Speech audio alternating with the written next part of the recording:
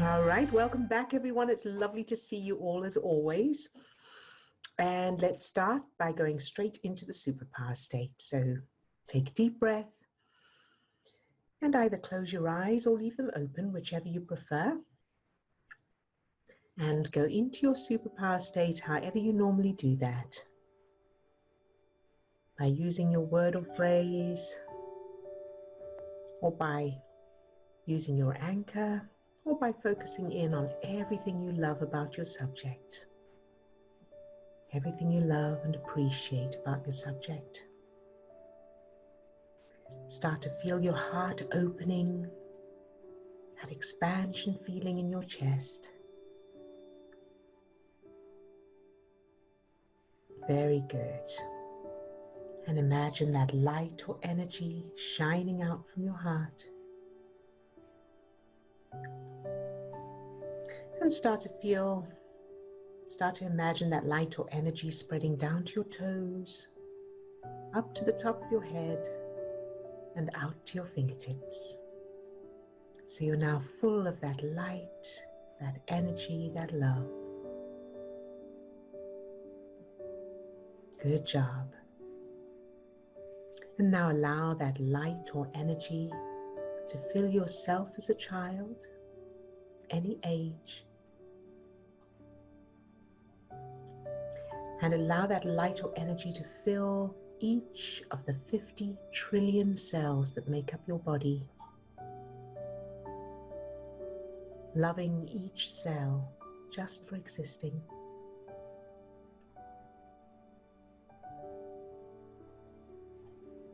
Very good. And now back to the little you.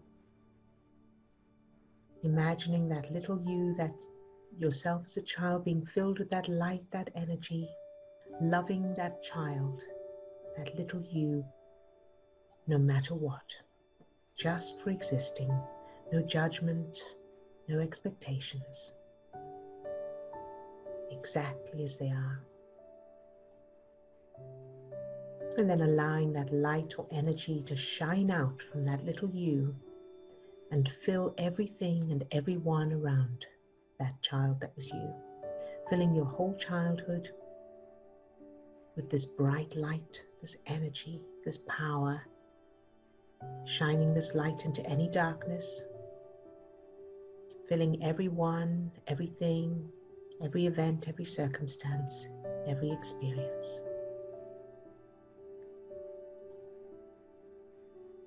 And feeling the power of that, how empowered that little you is now. Good job.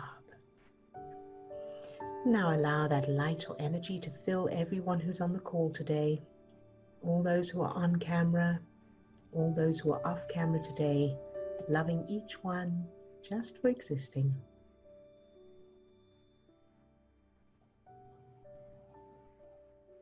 Very, very good. Good job. All right, you can open your eyes if you haven't closed.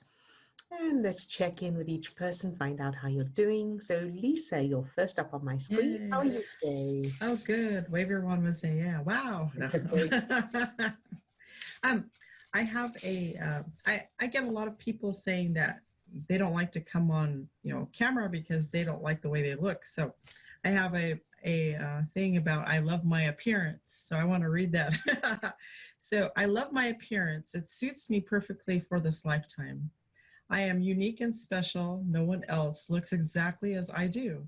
I am beautiful and I become more attractive every day. I choose the thoughts that give forth a beautiful appearance. I love the way I look. I love and appreciate my beautiful appearance. And that's it.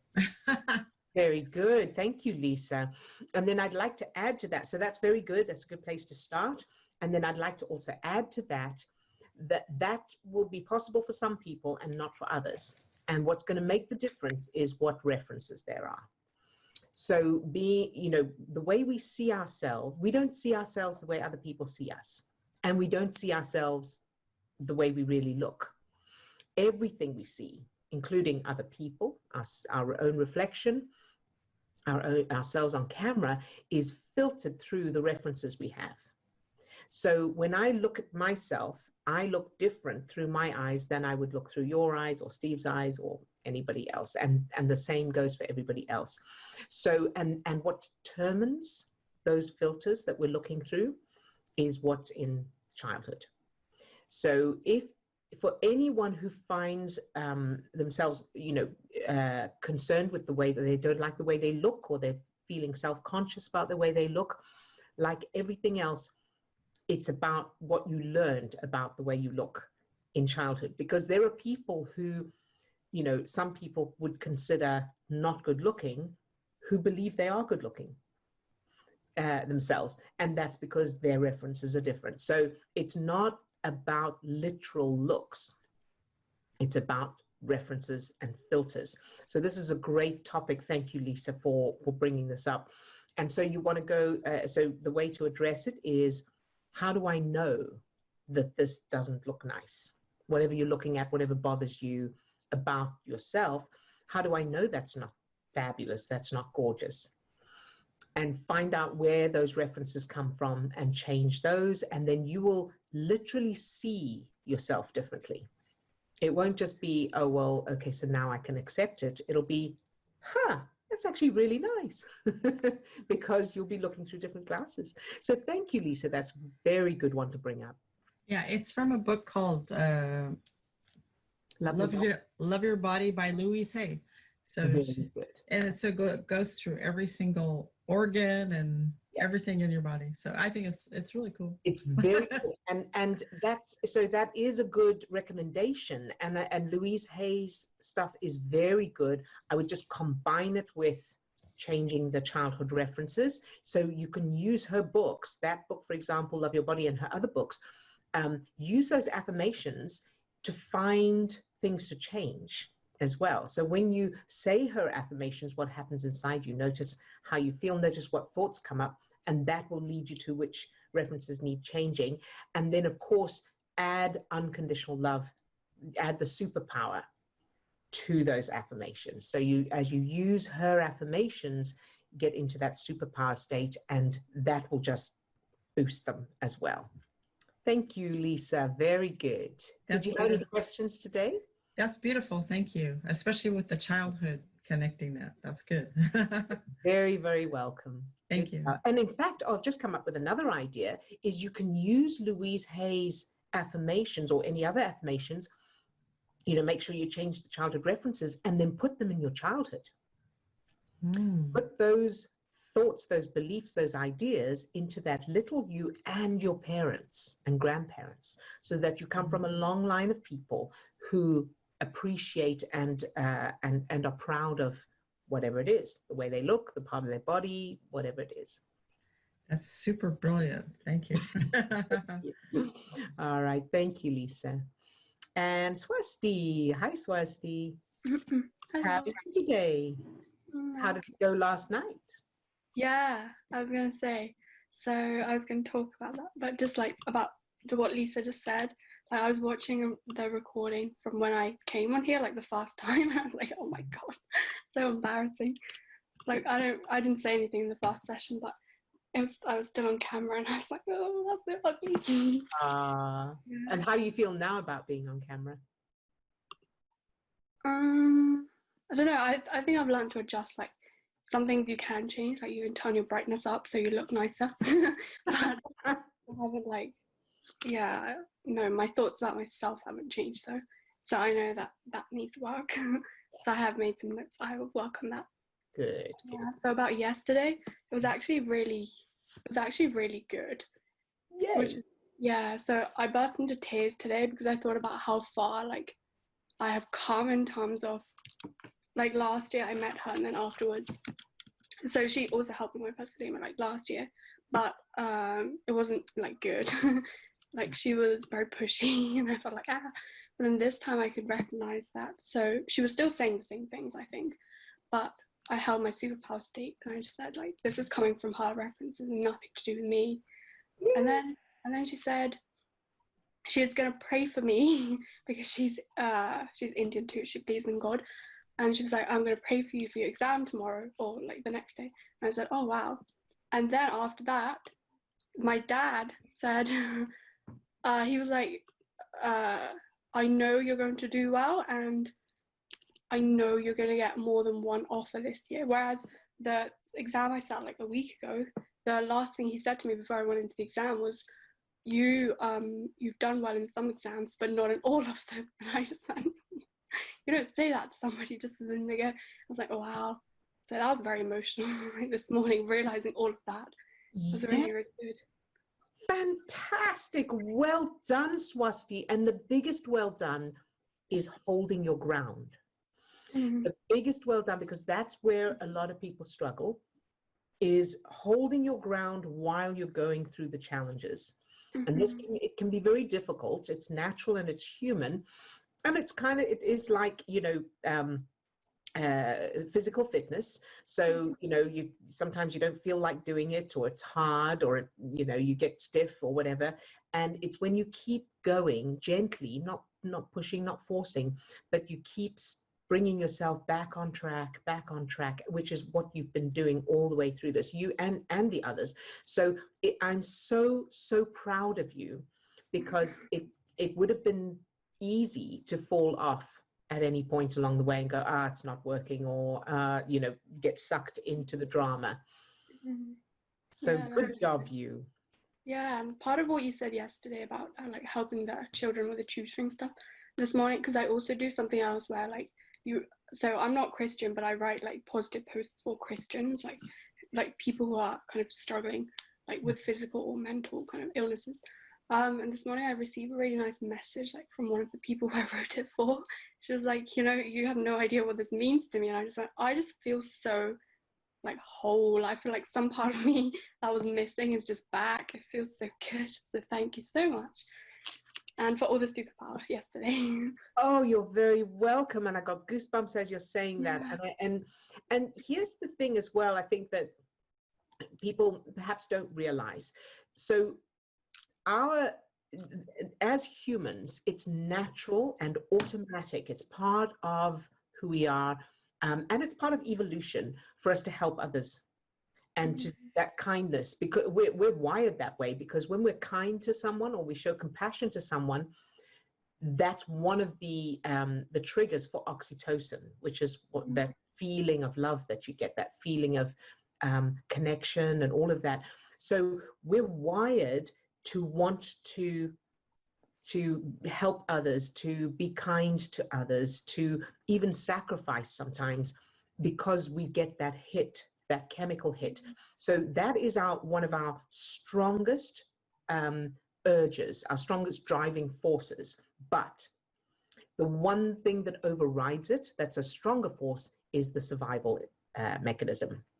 And so the reason most people aren't being kind, compassionate all the time, generous all the time, is simply because their survival instinct is in play. And the reason that's strong is because if you don't survive, you won't be around to be kind and compassionate. That makes sense. Yeah. So the top driver is survival, but the very next one underneath is kindness, compassion, connection, altruism. So it's wonderful to remember that about our own selves, to know that that's the way we are wired. And as long as we're not in survival mode, our very next best thing to do is connecting, kindness, giving, generosity, compassion. So thank you for sharing that, Swasti. Thank you. I did have a quick kind of something that triggered me today, and I think it's just like something about lack of understanding. And so my mom basically she asked me to go pick up my brother from school, but at that time it's kind of like my exercise time. So if I don't exercise, then I just feel really sluggish, and I don't want to feel sluggish. So and then I just got really annoying because I thought about my sister doesn't have to do any of that. when I was 10 or 8, I was still picking her up from school after my school, or from nursery at that point, and I'm still doing that now. I don't see how that's fair. And then my sister's bike, she has some issues because she won't ride her bike properly. She didn't learn it properly or something, I don't know. But she just takes another bike. We have 3 bikes at home, like when my bike was used to break down, I'd have to fix it myself. Like nobody else would like come to my help in any way, and I just felt like this is not fair. And my mum's like, yeah, lack of understanding was something big. Very good. And again, you're not alone. So this is a very powerful um, um, foundational part of who we are. And one of the big things is about fairness. Mm-hmm. So, you know, we have a kind of inbuilt belief about things are not fair or they should be fair.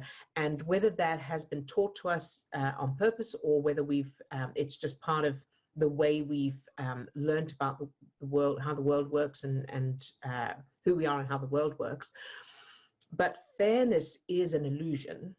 Number one, there's no such thing as fairness. It doesn't exist. And the reason it doesn't exist is because everybody's got completely different circumstances, starting out from different places and having different experiences. So I did write an article on that, called The Unfair Advantage. And so that's probably worth a read. Now, that's part of that. That's just that intellectual part. Now let's look at the reason for, or the references for this feeling. And it's going to be, I have a fair idea of what it's going to be in your case. So let me ask a few questions. First of all, let me ask you this. What is it? What's the worst thing about this? So let's say you didn't have a little sister. And so it was just you all along. So you had to do this, you had to do that, you still have to do it. You had to fix your bike, you didn't have any other bikes, and you have to pick up your brother, and also all of the same circumstances, but without the little sister. How would you feel about it all? Probably the same. Okay, all right. And so what's the worst thing about it? I don't know, it's probably like pushing or forcing to do what you don't like. My mum's like yesterday, came back from a walk with my dad. First she was angry that I went for a walk with my dad, otherwise he would go alone, because she said, you're just going to slow him down, like he should run, like as in my brother and my sister were also there, so we're slow, and because he needs to lose some weight. So and then she says, can you hoover your room? I was like, I was going to do that after the exam, like that's going to take some time. It takes me like 20 minutes just to hoover. I mean, it's a lot of energy too. But I don't know, it's just like pushing it to when I don't want to do things. I'll do them in my own time, like not dirty, but it's just Yes, good. And so let's look at this, because this is so good. This is so good, Swasti. Thank you for sharing this, because it's going to apply to a lot of people. So what happens if you don't do what you're being pushed to do? What's the consequence? Oh no, I don't know. I've never not done what I'm supposed to do. I'm scared of the consequences. Like it's not like beating, it's not harsh like that. It's probably just emotional, like silent treatment or shouting or something. Yes, and so 2 questions now. The first one is, how do you respond when, so you're being pushed to do something that you don't want to do? What's the interaction? How do you react, or what do you say, or what happens? Yeah, I just get up and do it without saying anything, without acknowledging that my mom is standing there in the middle, and I just take the hoover and go. Okay, and how does that feel? Feels a bit powerful. I can show some power. So you got some control. Yeah. Okay, good. So that's one piece. And then the second piece I want to ask is, what's wrong with, so if there's shouting and the silent treatment, what's wrong with those things?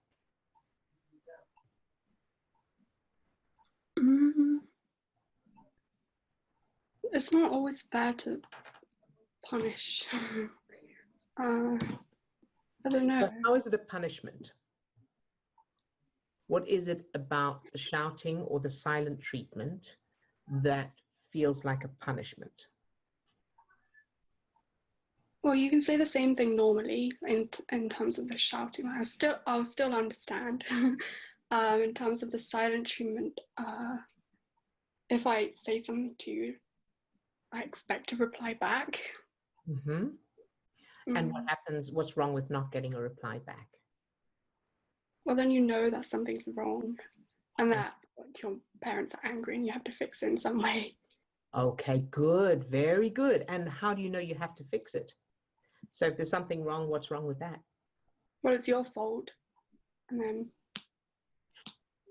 you're expected to fix what's your fault. Or what if you don't? Just drilling down to find out the real core issue. So if I don't fix what I'm supposed to fix, Mm-hmm. it'll just be nagging like more and more. Okay. And how, so I'm getting to a very empowering point here. And so how do you react when there's nagging? So let's say they nag and they nag. What's happening inside you as they're nagging? I get more and more anxious. Like I can feel my heartbeat increasing. That's the piece that we want to change. Mm-hmm. Because the truth is, it doesn't really matter if you do the thing or you don't do the thing. What matters is how you're feeling inside you. Mm-hmm. And if you were feeling okay about doing the thing, so they say do it and you're like, okay, I was going to do it later, but all right, I'll do it now. And you felt okay about doing it, that's fine. But the fact that, or if you were able to say to them, you know what, I understand that that needs doing and I will do it later. And you weren't feeling the pressure of how they're going to react, that would also be okay. Okay. So it's not about them doing it, and it's not about how you respond, it's about how you feel. Makes sense? So we don't want stress chemicals in your system is the basic. Okay, and we want, because you're more empowered when you're feeling good. Yeah, with my sister, like she doesn't respond. She also gets nagged, like for very minor things, but like put your coat away from this place to this place. But she doesn't respond emotionally to it. What does she do? She just carries on with her things.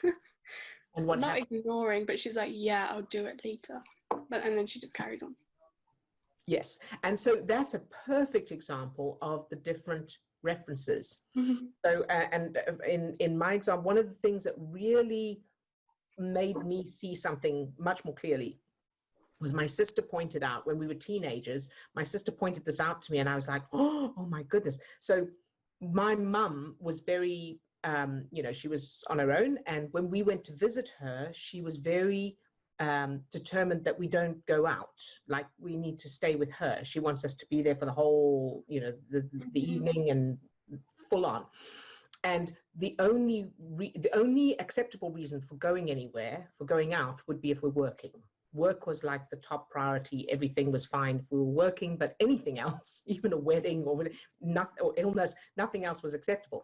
So the three of us, so it's me and then my brother and sister, twins, 1 year younger than me. As teenagers or young adults, we would go and visit her. And when I went to visit, my mum would say, oh, you're not going out this evening, are you? I would feel stressed because I wanted to go out with my friends. And so I'd feel bad. And there would be all this guilt. And then I would end up crying and my mum's crying. And, there was all this emotion. My sister, when my mum said, oh, you're not going out this evening, are you? She would get angry. Yeah, well, I have a right to go out with my ball. There would be this big, drama. My brother, and this is the best bit. My mum would say, oh, you're not going out this evening, are you? And my brother would go, no. And then he'd visit with her and everything. And it would come time he wanted to leave. And he'd just start putting on his jacket and saying, like, I'll see you later, Mum. And my mum would go, I thought you said you weren't going out this evening. And he would hug her and go, it's okay, Mum, I love you. And he'd leave. And my mum, here's what's interesting. My mum, although she would get upset at the time, she believed that my brother was the one that understood her best. Yeah, that makes sense. And so yeah, that's what my mom says. My mom says like my sister apparently understands people more than me, and I think no, she doesn't. Right. And so, but it's because there's not the ball being batted back and forth. It's the person's just not doing the dance. This is what I'm going to do. I love you. So that's what the person wants to hear, really, bottom, deep down. They want to be acknowledged. Of course, I understand. Yes. Anyway, I'll see you later. Boom. And so I remember my sister saying to me, we need to use Joel as an example. We need to follow his example and do what he does. And when I started doing that, when I started acknowledging and kindly and compassionately going ahead and doing what I wanted to do anyway, without the emotional drama, my mum actually changed. Her attitude changed. Mhm. So, and again, because our parents, like everybody else, aren't reacting consciously. It's their programs. And if we're not fitting in with their programs anymore, then it's a different reaction, usually. So what I want to get down to is what you're aiming for is to be kind, compassionate, and acknowledging, but without putting yourself in a position of disempowerment. Yeah. You are still doing what you want to do and what you feel is the right thing to do, but without the emotional cabaret that goes with it, just with just with kindness, compassion, and strategy. Mm-hmm. So the reaction, so the mum says something, blah, blah, blah, whatever she says, and so you can smile and you can say, thanks, mum, thank you for reminding me. I'll do that later, or whatever. Mm-hmm. And without expecting anything from her. So if she still shouts or does the silent treatment, that's okay. She's just busy doing that inside herself. And you can just still be kind. So the other trick that I learned is to treat someone as if they're behaving the way you want them to behave. That is incredibly powerful. And that's, again, what I started doing with my mum. So you respond as if the person is behaving the way you want them to behave, as if they're being kind, Oh, yeah. compassionate, Okay.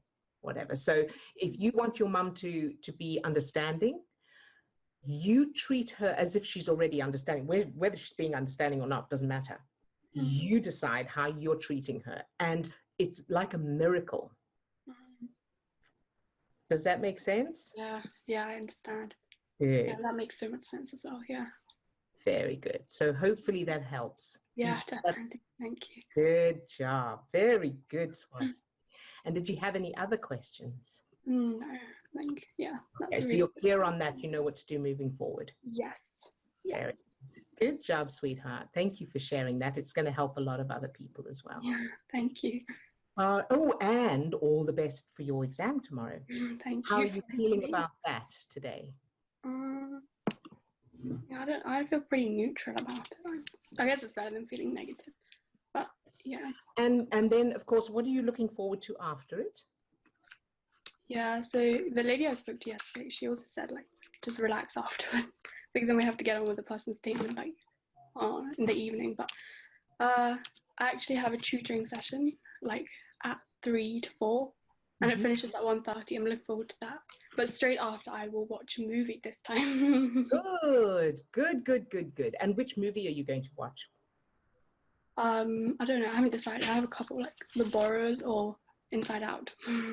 Good. Okay. Yes. So make sure you've got, which movies, or, if it's okay if it's a choice of two, whatever, but make sure that you've got something. So you're looking forward to a specific movie or two specific movies, however that works. Okay. Yeah. All right. Good job. And you're also looking forward to the tutoring. Yeah. Very good. And so that's the thing, to keep your focus, keep redirecting to that. And remember that if any nerves do come up, remember to do the allowing technique. It's okay. It's just bodily functions, right? Like digestion. That happens, right? Yes. Okay. Good job. I am so proud of you. So very proud of you, sweetheart. Good job. All right. And Steve, any... Yes, we have a question, I think. Yep. Oh, I see it. You got it? You want to go ahead? Sure. If you have a habit, I bite my lips and inside of my cheeks, and it just happens automatically. How do I change that? There is no specific feeling. I just do it. Is this a case of constantly redirecting my focus once I do, which would be quite labor intensive, or is there a better way to get rid of this habit? Okay, very good question. So, and some people bite their nails, and so there's various little habits like that. So I would say, can I unmute you? because then I can ask you specific questions. Thank you. All right. Hi, Ilja. Hi. Hi. Thank you for asking this. So, when did this start? When did you first notice you were biting your lips and the insides of your cheeks? As long as I remember, since I was a little child. All right, very good. And were you told anything about it? Did your mum say, "Oh, you've always done this," or? Well, there was I don't remember it myself, but they told me, and I changed that memory where I was really little and I would already bite my lips, and then the doctor apparently had said, well, if you keep on doing this, you won't have any lips you won't have any lips anymore when you get older. So I changed that. So now I see and hear something completely different, but that didn't get rid of the habit itself. All right, very good. So let me ask you this now. When you notice that you're biting your lips or your cheeks, is it at specific times or is it random? It's random. It's random. And what emotions are going on inside you? So in other words, what I'm trying to ascertain is, do you do this when you're stressed, or do you do it at any time? I do it as well when I'm stressed, but I also do it when I'm just watching a movie, or it just happens all the time. I don't know. And that makes sense. Yeah. So here's what's going on. So or maybe I'm just still constantly stressed even when I'm watching a movie. And that's very possible. Steve knows that one well. The low-level anxiety. So, okay, so Ilja, there are two pieces to this as I can see it. The one is the original coping technique that was set in place. So it's bound to have come from anxiety, anxiousness, something like that. So similar to people who have obsessive compulsive behaviors, or they, do things with their nails, bite the nails, all that kind of thing. It starts out of a desire to either get rid of pain, or to distract from anxiety, or to cope with some kind of emotional challenge. So that will be the original, a reference that's still there. And then the second piece of it will be a mechanical thing. So this is, like breathing or walking, or, you don't have to think about it. It just happens on automatic now. So we want to address both pieces, and we need to address the original trigger first, or the original reference first, so that then the mechanical one you can change. That'll be different and and easier. So when you think of your childhood right now, what's the first thing that comes to mind?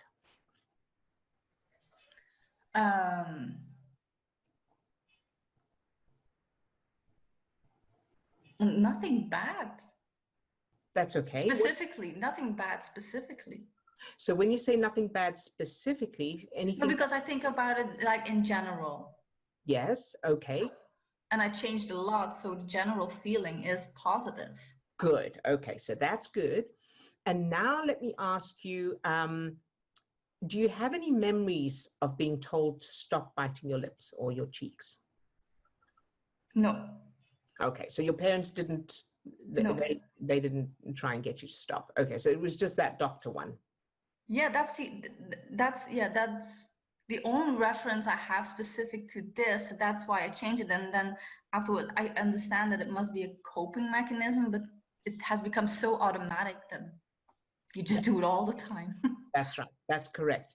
And so that feeling of, anxiety, anticipation, anything like that in your childhood now, when you think about it?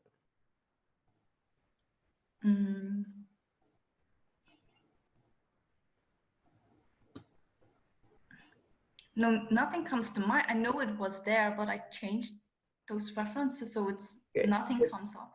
So it's still changed? Yeah. Okay, good. All right. And so let me ask you this. When you think of your mum.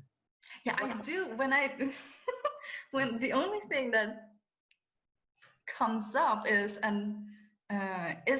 actually my mom, because there seems to be this restless feeling around her.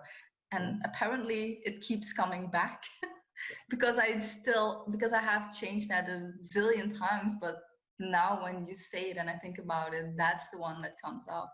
There you go. There's this restless feeling, and I'm not sure if it's connected to her, but that makes perfect sense. A restless feeling combined with biting lips and inside of cheeks makes perfect sense. So your mum, so this restless feeling of your mum, how's that represented for you? When I think about my mom always, she always kept busy. Never just sitting down and relaxing, always had to do something, whether it was cleaning or right. Yeah, and also when someone else is doing something productive, for example, then there was no way that my mom would sit down and relax and watch someone just do something. She would have to be extra productive. So there was always this feeling of doing something. Perfect. That makes absolutely perfect sense. So her always needing to be doing something, that's her version of biting lips and biting inside of cheeks. Oh. You see that? Yeah. It's the same thing. It's the same restless feeling. Same driver, same restless feeling, just produced differently, just different coping skills. So her coping skill is to always be busy. Yeah. Your coping skill is biting your lips and the inside of your cheeks, presumably because as a little one, there wasn't much you could get busy with. Yeah. Especially if your mum was doing it all. So. Yeah, and also when we, when you got home from school or something and you would just put your bag and you wanted to drink something first or have a snack, then she would say, oh, take your bag to your room, or to your backpack to your room. And say, yeah, later. And my mom would just get really like, no, now. It has to be, because in her mind, everything has to be clean and organized, because otherwise she would get extra anxious, I think. Exactly. And so you can imagine from her childhood, this is whatever was happened to whatever her experiences from her childhood, this was the coping skill she developed. And there are a lot of people, and I see Steve has put in the chat, OMG, Ilja, we had the same mother. So it's a common thing. And it's one of the ways that a lot of people cope, is to always be doing something. And when they're not doing something, they feel like they should be doing something. Yeah.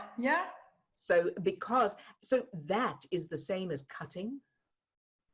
It's the same as the biting the cheeks and biting your lips. It's the same as anything that is a coping skill to cope with emotions. Yeah. So let's. But the weird thing is that I know this because it's not a reference that I didn't know before, and I have tried to change it. Apparently, it didn't last. And I changed my mom's childhood, and I put in a lot of how do you say that? Relaxation, Yep, leisure and relaxation. Yeah.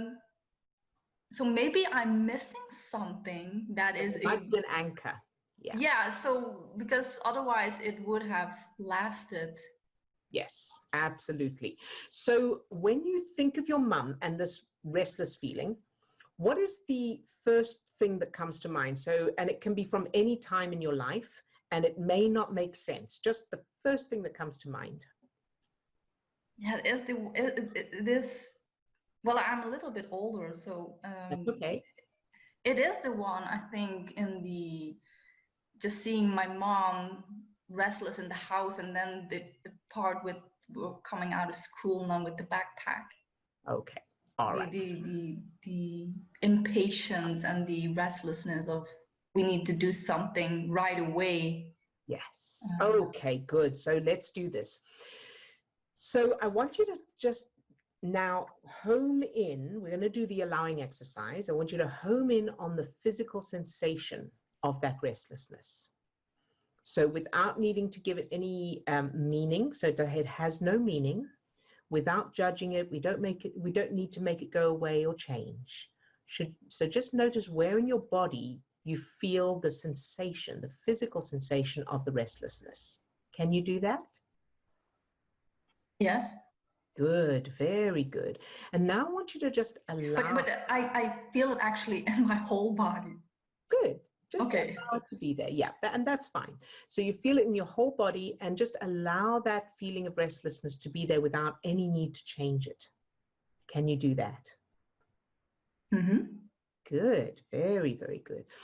And as you allow it to be there, are you what happens first of all as you allow it to be there? Does it stay the same or does it change? The feeling stays the same, but my mind works in a way that now a picture comes up of a version of the little me. Yeah. And it is very like trembling. Yes. Good. Okay. So there's no specific memory attached to it. I just see a trembling little me. Trembling little you. All right. So now I want you to say to that, I want you to ask that trembling little you what she needs.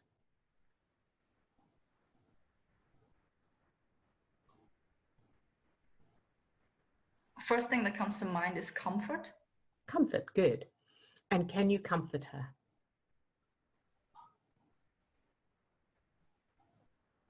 Yeah.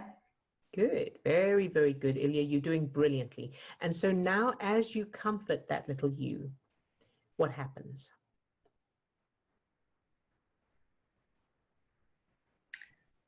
The feeling gets less. Good. It's not away. It's not gone, but it has lessened. Good. And what happens to the trembling? Does that little you continue to tremble or does that change? No, that changes as well. Very, very good. Good job. And now I want you to go to the scene with your mum. So now your mum, that little you, that whatever age, doesn't matter, is with your mum. Your mum is doing the whole restless thing. And there's the backpack thing and she's restless in the house, all of that, whatever's there. And I want you to give that little you something that will empower her to change her mother. So it could be a wand, or it could be like I had a blue fluffy thing that I gave to my mother. It could be something she gives to her mother.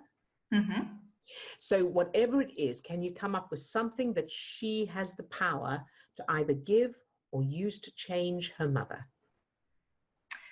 Yeah, a ray of sunshine just comes up. So that is perfect. Good job. That's just one ray. Yes, it only takes one. One is all you need. Very, very good. So that little you gives her mother that ray of sunshine. And I want you to notice how it completely calms your mother down. She feels reassured and she thanks that little you and goes, "Thank you so much, sweetheart. That's exactly what I needed."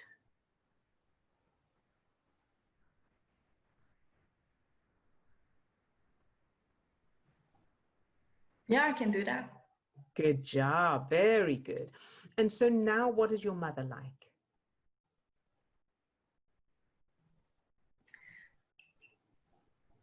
Well, my mom is now sitting down with the ray of sunshine in her hands. But I still feel like I'm not sure if it's going to work. Okay, good. So what makes you think it might not work?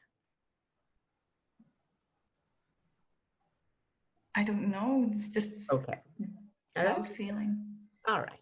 So first of all, to address the conscious mind, this, of course, all of this, everything is just neurons connecting in your brain. So this has nothing to do with your mother. So the great news is that you're not relying on someone else to change. This is just you firing neurons in a different pattern. So there's no reason for it not to work because it's just your neurons. Yeah. Right? So, and it's your business how you fire your neurons, right? Yeah. So you don't need your mum, you don't need anybody or anything outside of you to decide how you're firing your neurons. So all this will take is practice and repetition. Of this specific part that I give my mom this This Yes, ray of sunshine? that's it. And having done it myself, I can tell you that this works. So what I did was every time I thought of it throughout the day, I just saw that, and it's a very brief moment. It's just handing it, and she goes, "Oh, thank you so much. That's exactly what I needed," and feeling the feeling of that. So letting that little you feel the feeling of empowerment and achievement, you have changed whatever this is. You've had, and it's about giving that child control. Because the problem is that as children, we have no control over these adults that are running rampant. They're doing all kinds of things, and we can't make them stop. Now we can.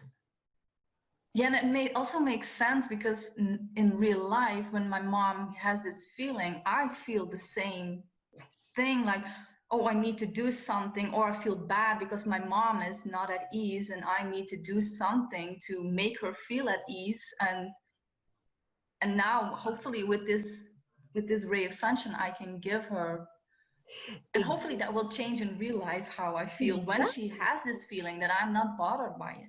Exactly. And so I'm going to give you something else. So you'll practice this over and over, practice it for the rest of today. And then when you go to bed, practice it just, when you, just before you go to sleep, practice it in the morning when you wake up, first thing. And then again throughout the day. So keep doing it until it feels like it's established. Okay. And it's strong. And then the next thing to do is that whenever you think of your mum now, give her in your mind, give her that ray of sunshine, regardless. Just keep imagining giving it to her so that when you do see her or speak to her, you're able to do it in the moment.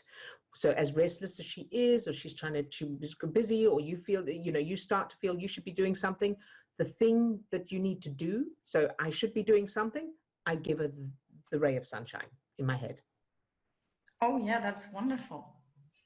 To So do it also in the moment, when I feel that feeling, oh, I need to fix her as well, or still I let the little me give her the ray of sunshine again and again and again. Right, exactly. Okay. But I also need to then, so this is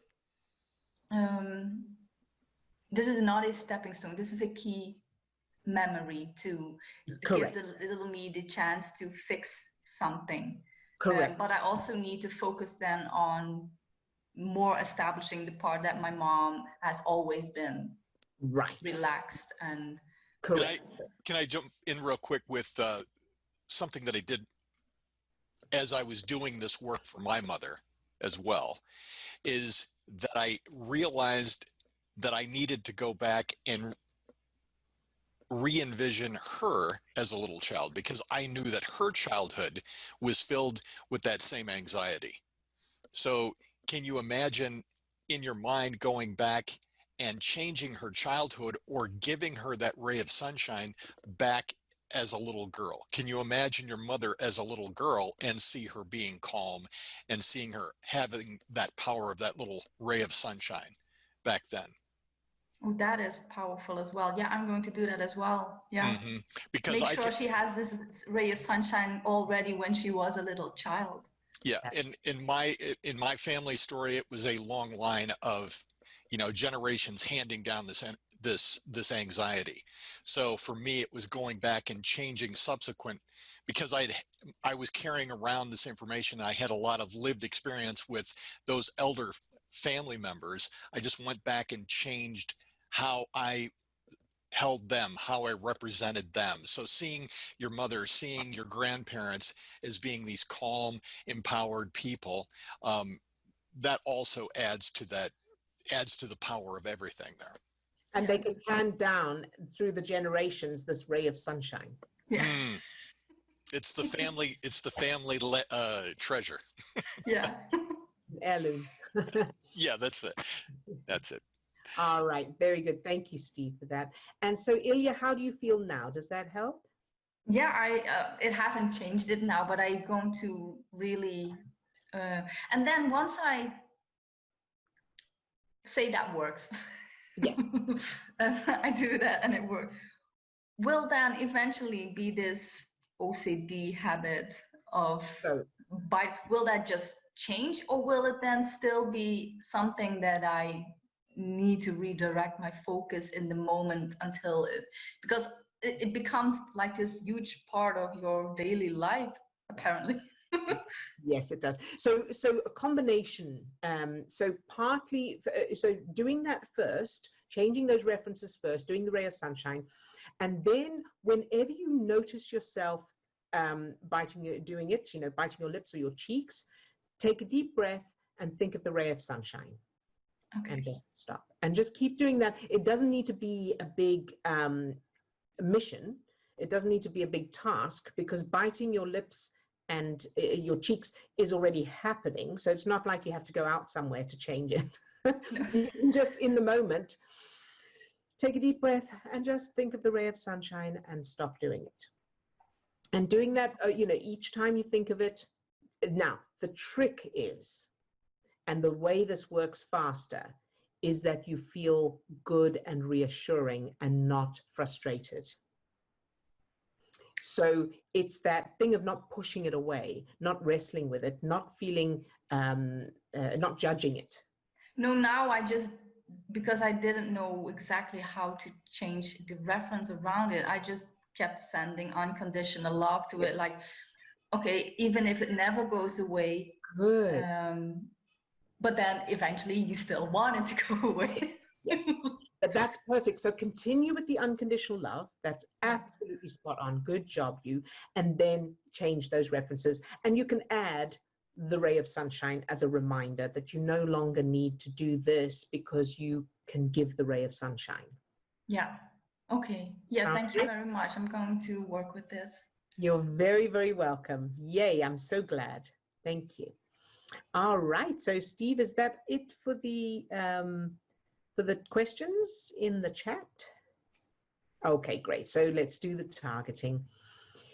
So take a deep breath and either close your eyes or leave them open, whichever you prefer.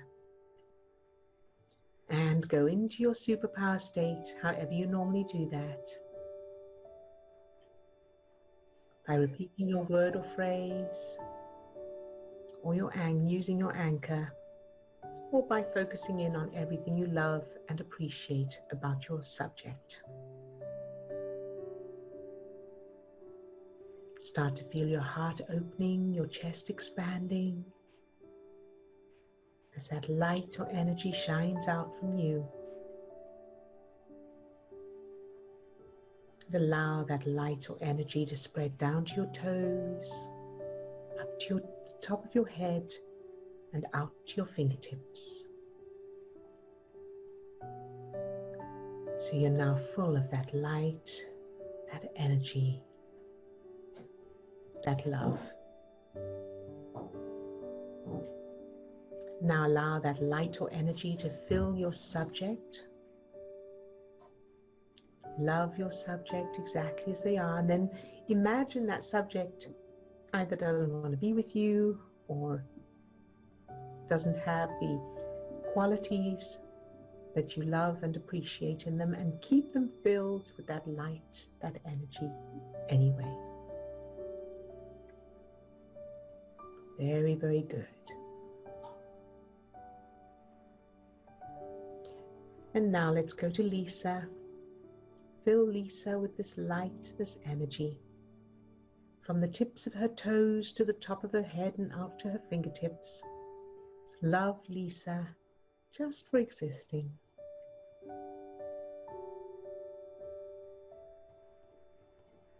Very good. And allow that light, that energy to overflow from Lisa and fill the whole planet, for everyone's financial abundance and peaceful outcomes, whether there's abundance and peaceful outcomes or not. Fill it all with this light, this energy, this love, loving everything and everyone anyway, no matter what. Shining this light into any darkness, filling all outcomes with love, loving everything anyway. That's where the power is. Good job. Now let's go to Swasti. Fill Swasti with this same light, this energy, from the tips of her toes to the top of her head and out to her fingertips. Love Swasti, just for existing.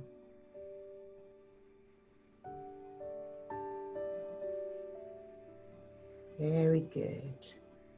And now allow that light, that energy to overflow from Swasti and fill her exam tomorrow, whether she gets what she wants or not. So if she wants a minimum of average and band 1, so fill that with this light, this energy.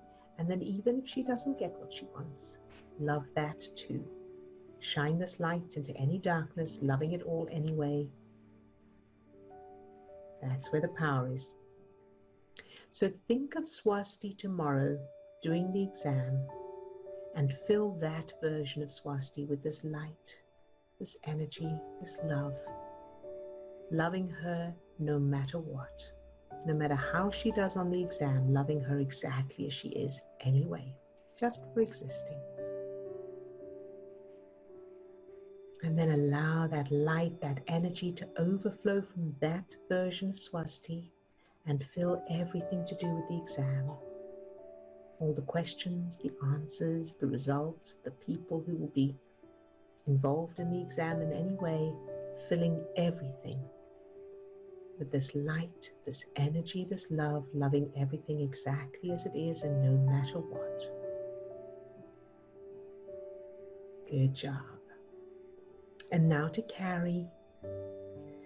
Fill Carrie with the same light, this energy. From the tips of her toes to the top of her head and out to her fingertips, love Carrie just for existing.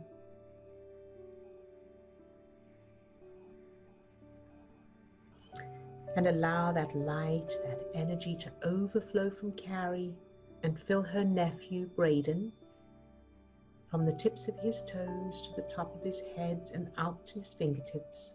Love Braden just for existing.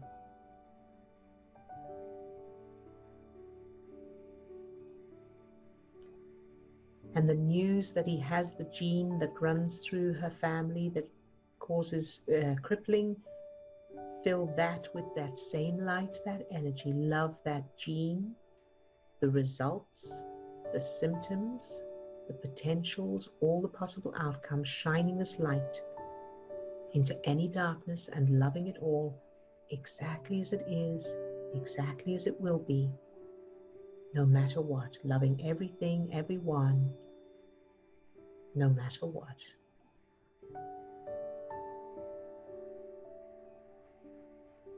Good job.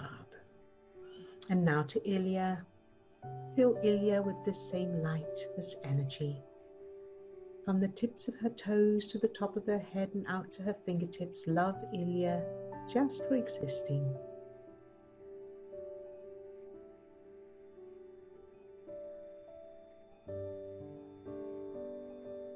Very good.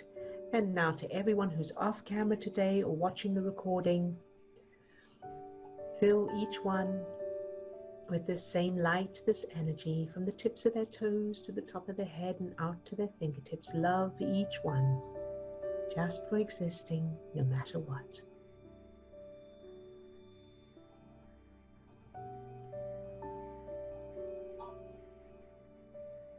Very good. And now allow that light, that energy to overflow from each person, including yourself, and fill everything, everyone, every experience, every circumstance in each life. Every challenge, shine this light into any darkness, maintaining the state of empowerment. Very good. And think of yourself later today and fill that version of you with that same light, that energy, that love, no matter what you'll be going through, no matter what you'll be doing or feeling or experiencing. Loving that version of you exactly as you are. No judgment, no expectations. And surge. Very good. And surge again. Good job. All right, you can open your eyes if you have them closed, and there you go. Good job, everyone. So Swasti, have fun tomorrow. enjoy, and looking forward to hearing about it when we see you again. And remember everything you know and how brilliantly you've done so far, and that you can't create anything bad. So whatever happens has to turn out to be either good or nothing to worry about, no matter what it is. All right. Good job, sweetheart. Okay, good job, everybody. And we will see you same time, same place tomorrow. Lots of love to all of you. Keep practicing and see you tomorrow. All right. Bye-bye now.